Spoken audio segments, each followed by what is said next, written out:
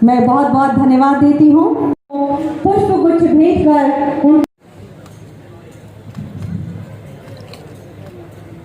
जागरूकता ही संपन्नता की कुंजी है, मिलकर काम करना ही सहकारिता है। शुभम करोति कल्याणम, आरोग्य सुख संपदाम, शत्रु बुद्धि विनाशाय, दीपम ज्योति नमोस्तुते। दीप जला प्रकाश फैला और इस प्रकाश की रोशनी में हम सभी अपने मकसद में कामयाब हो, ऐसी हम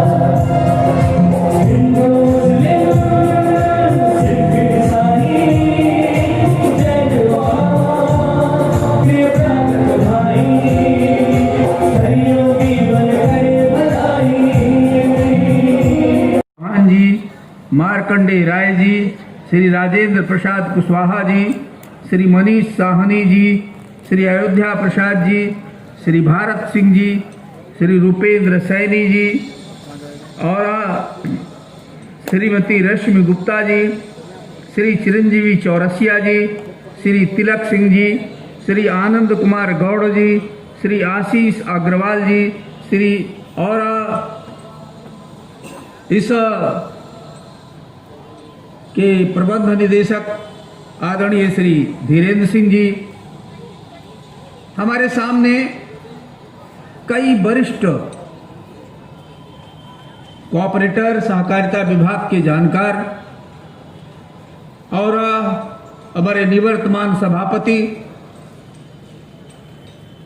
जो हमेशा हमेशा हमारे बीच में हमें प्रोत्साहित करने के लिए आते हैं और रहते हैं, आदरणीय तोताराम यादव जी, हमारे विधि विशेषज्ञ आदरणीय आर की चौधरी जी, हमारे सारे विभाग के सभी विभागों के प्रबंध निदेशक, मैं उनके नाम नहीं दोहराना चाहता, लेकिन ये रीढ़ की सहकारिता विभाग की रीढ़ की हड्डी है।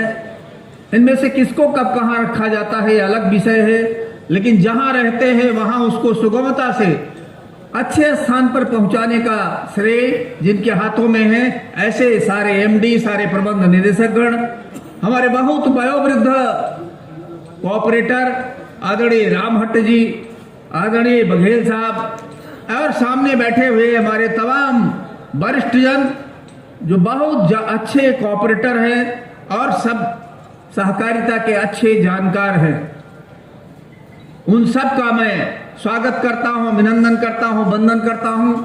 आज सारे हमारे समितियों से आए हुए डेलीगेट सदस्यगण, पत्रकार मित्रों, ये वर्ष भर में एक बार ये सौभाग्य आता है जब हम सब एकत्रित होते हैं।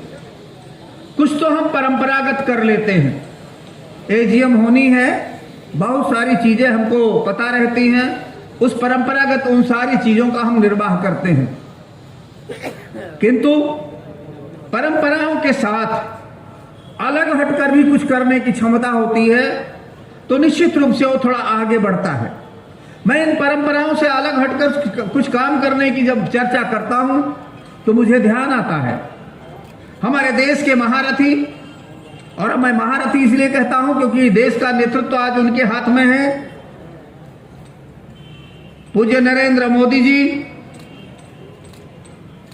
जिस समय उनको लोकसभा में जाने का अवसर मिला, परंपरा से हटकर उसके पहले किसी ने उसको विधि निर्माता संस्था तो माना था, पूज्य संसद तो माना था, लेकिन उसको मंदिर नहीं माना था।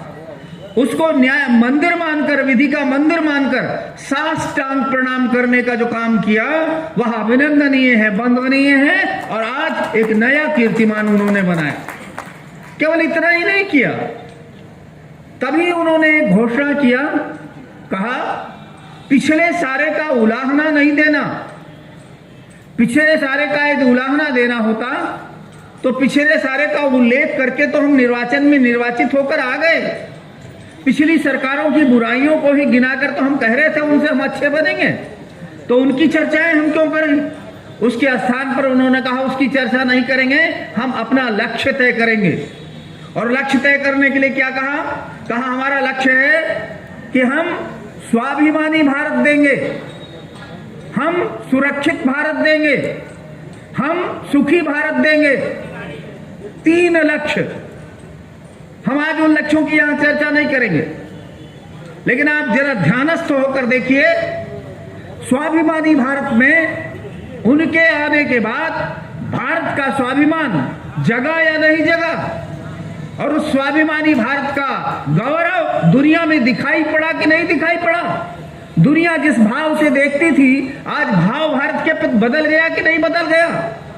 ऐसे ही सुरक्षित भारत में भी आप जानते हैं, उस कल्पना को भी, उस प्रतिज्ञा को भी पूरा करने के लिए जितना आगे बढ़े हैं कि आज संपूर्ण विश्व को लगता है कि भारत बलवान हुआ है, शक्तिशाली है, सुरक्षित है, और हमसे अब कोई भी जब लड़ने के लिए आता है तो उसको लगता है मुझे शेर से लड़ना है।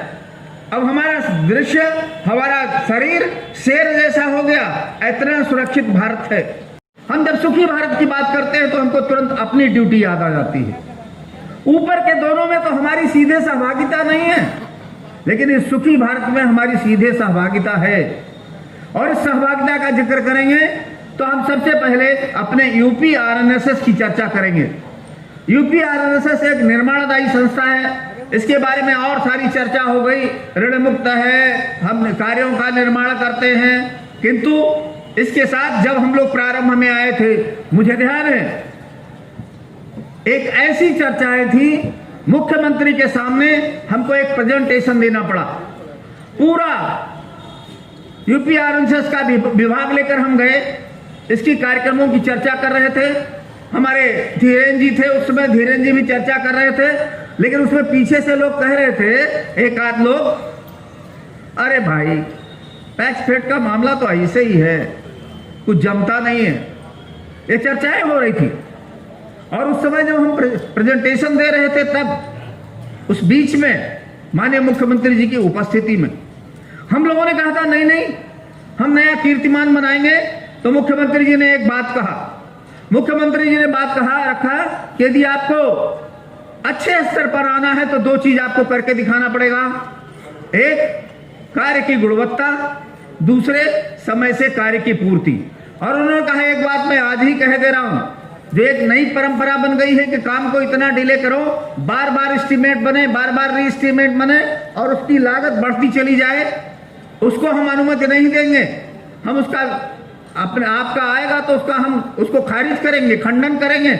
हमने कहा था ऐसा नहीं होगा, और आज आप सबके बल पर, ये जितने हमारे डेलीगेट सदस्यगण मित्रगण बैठे हैं, इन सबके स्नेह, आशीर्वाद और सहयोग के बल पर, इस टीम के बल पर हमें कह सकते हैं कि हमने कार्यों में, हमारे कार्यों की सराहना हो रही है और हम समय से काम कर रहे हैं, इसको करने में हम सफल हुए हैं।